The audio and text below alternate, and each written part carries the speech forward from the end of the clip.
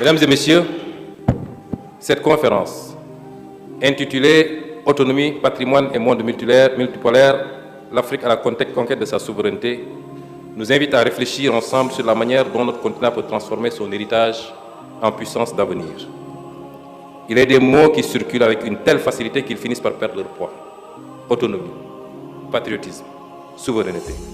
Ils sont devenus familiers, presque confortables, et pourtant, dès que l'on tente de les prendre au sérieux, ils se dérobent, ils résistent, ils obligent.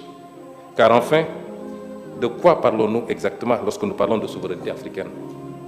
Parlons-nous d'un héritage ou d'un chantier, d'un acquis ou d'un manque? Mais avant même de répondre à cette question, encore faut-il s'entendre sur ce que nous appelons l'Afrique. L'Afrique. Quand on parle de l'Afrique, le reste du monde parle de l'Afrique comme si c'était une seule entité, un pays.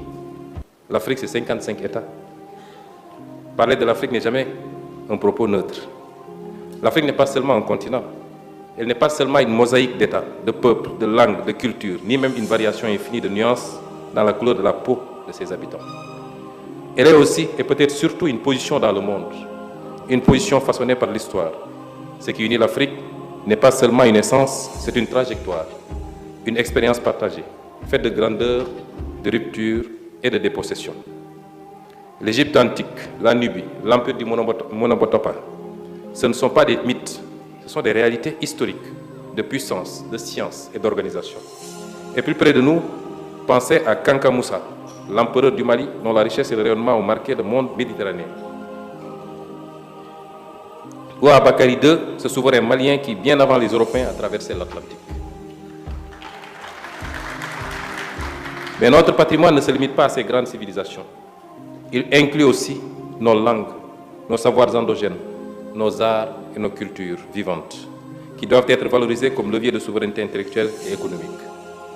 Ce rappel n'est pas un détour par le passé.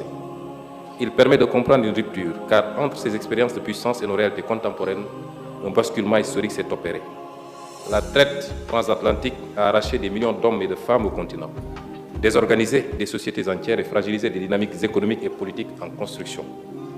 La colonisation ensuite n'a pas seulement imposé une domination politique, elle a restructuré les territoires, orienté les économies vers l'extérieur et inscrit durablement l'Afrique dans une position subordonnée dans le système mondial.